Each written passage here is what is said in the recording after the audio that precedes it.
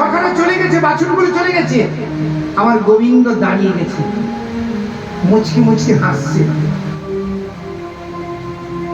এই তোর যা অলংকার আছে সব খুলে দে, আর নাহলে তোকে জমালয়ে পাঠিয়ে দেবো।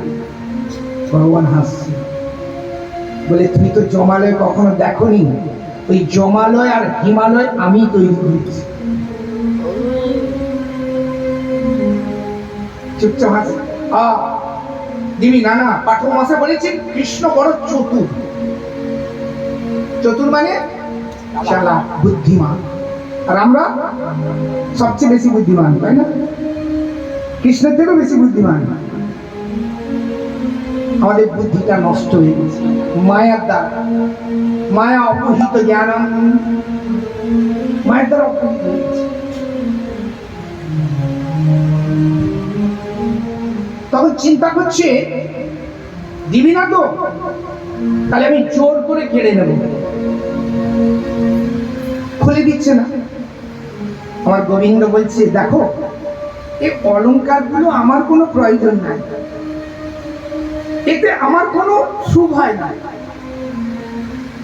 এটা মা বাৎসল্য প্রেমে আমাকে সকালবেলা স্নান করিয়ে সুন্দর করে সাজিয়ে দিয়েছে, আর আমি গোচার থেকে ফিরে গেলে আবার এগুলো খুলে নিয়ে মা স্নান করে আমাকে নতুন বস্ত্র পরিয়ে দেবে।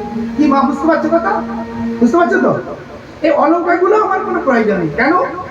অধরং মধুরং বদনং মধুরং হসিতং মধুরং নয়নং মধুরং গমনং মধুরং মধুরাধিপতে অখিলং মধুরং।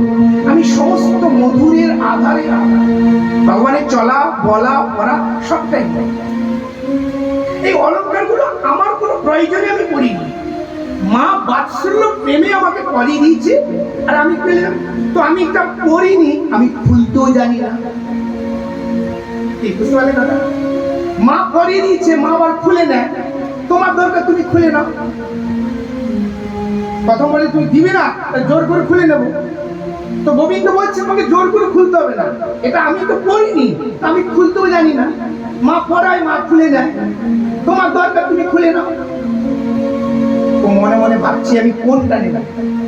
সমস্ত ভগবানের অলংকার গুলো ঝরঝর ঝরঝর করছে।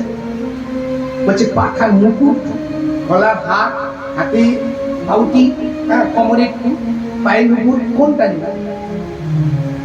চিন্তা করতে করতে বলছে পায়ের মুকুট থেকে খোলা খোলা।